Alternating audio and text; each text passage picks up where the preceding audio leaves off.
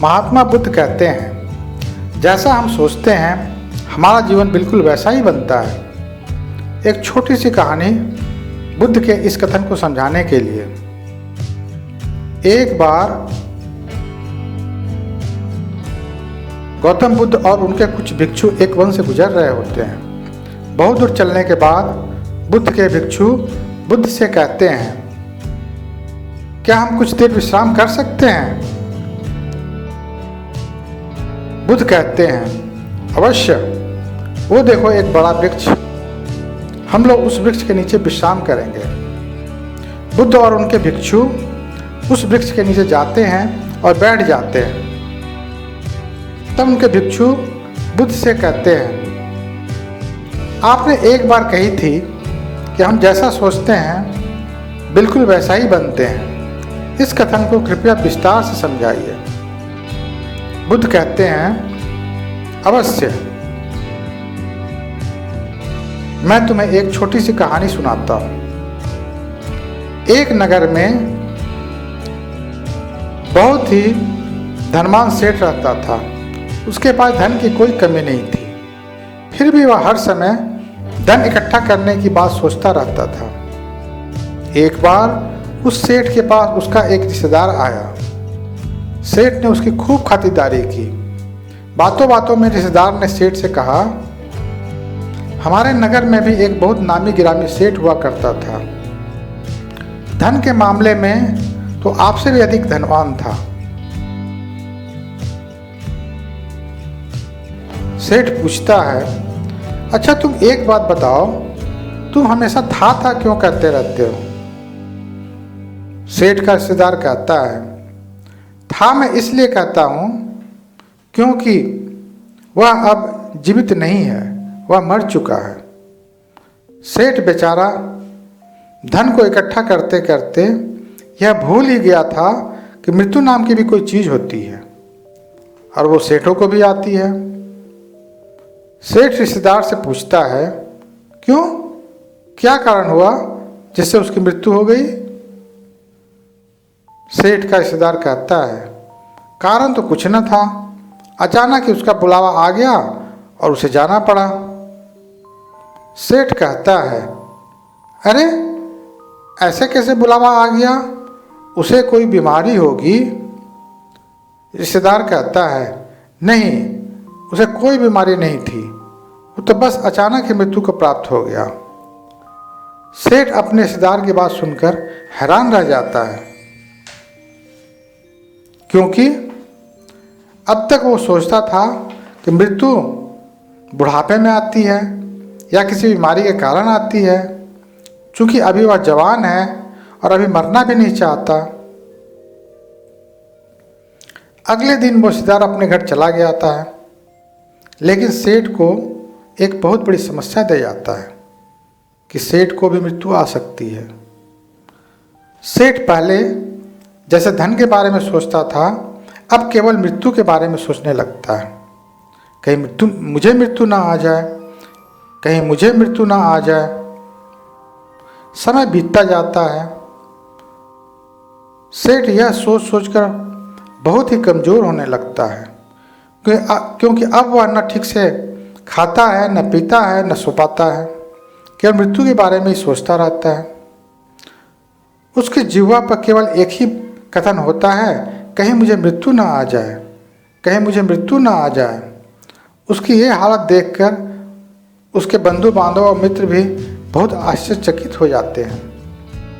इस सेठ को क्या हो गया? ये तो स्वस्थ था, धन की भी कोई कमी नहीं थी इसके पास, ये बीमार कैसे पड़ गया?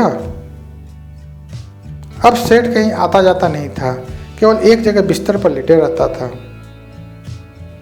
सेठ की यह हालत देखकर उसका एक मित्र एक सन्यासी को बुलाकर लाता है और सेठ से कहता है, सुनो, ये बहुत पहुंचे हुए सन्यासी हैं, तुम्हें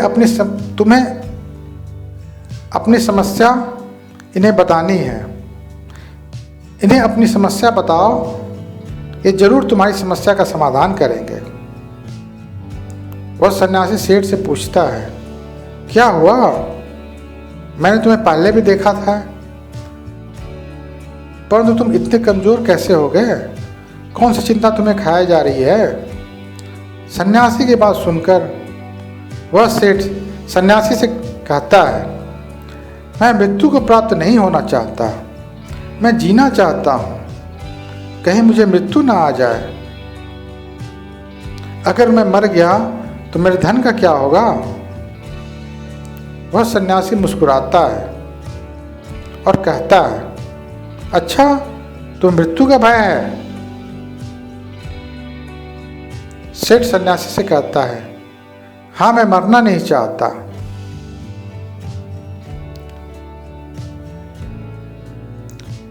तब सन्यासी सेठ से कहता है, तुम्हारी समस्या का समाधान मैं अभी किए देता हूं।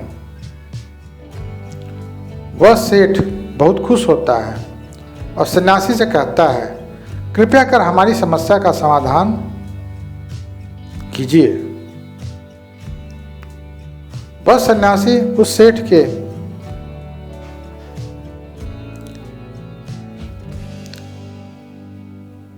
एक मंत्र देता है और सेठ से कहता है, मैं एक मंत्र देता हूं, तुम बस इसका उच्चारण करना, भीतर भी और बाहर भी, यानी मुंह से बोलकर भी और मन से भी। ये मंत्र है, जब तक मुझे मृत्यु नहीं आ जाती तब तक मैं जीऊँगा, जब तक मुझे मृत्यु नहीं आ जाती तब तक मैं जीऊँगा। 7 दिन तक लगातार बोलो, मैं 7 दिन बाद फिर आऊँगा। 7 दिन बाद वो सन्यासी उस सेठ के पास फिर आते हैं और देखते हैं कि सेठ स्वस्थ होने लगता है। वह सेठ उस सन्यासी को देखता है और उनके चरणों पर गिर जाता है और उन्हें नमस्कार करता है। सेठ कहता है, आपके मंत्र ने तो कमाल ही कर दिया, अब मैं मृत्यु से भयभीत नहीं हूं। जब तक मुझे मृत्यु नहीं आती तब तक मैं अपना जीवन जीऊँगा। पहले मैं मौत के डर से जीवन जी ही नहीं पा रहा था, परंतु आपके मंत्र ने तो मेरा जीवन ही बदल दिया।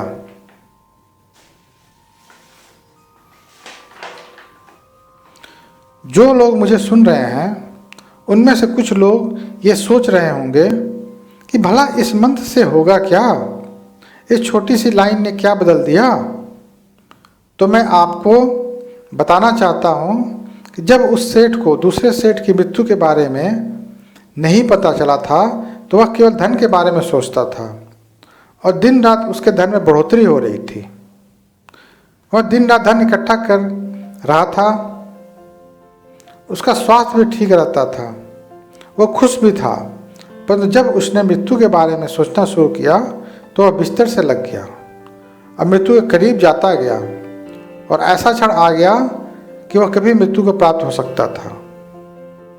तो इस छोटी सी कहानी से हमें यह समझ में आता है कि हम जो भीतर और बाहर रटते रहते हैं वही हमारे जीवन की हकीकत बन जाती है, वही हमारे जीवन की असलियत बन जाती है। तो मैं आपसे कहना चाहता हूँ कि आप दिन रात भीतर और बाहर क्या बोलते हैं और क्या सोचते हैं। जो आप बोलते हैं और सोचते हैं बिल्कुल उसी तरह का जीवन आपका होने वाला है। अगर ये कहानी आपको पसंद आए तो आप इसे लाइक और सब्सक्राइब अवश्य करें और हाँ, अपने दोस्तों के साथ अधिक से अधिक शेयर करें। धन्यवाद।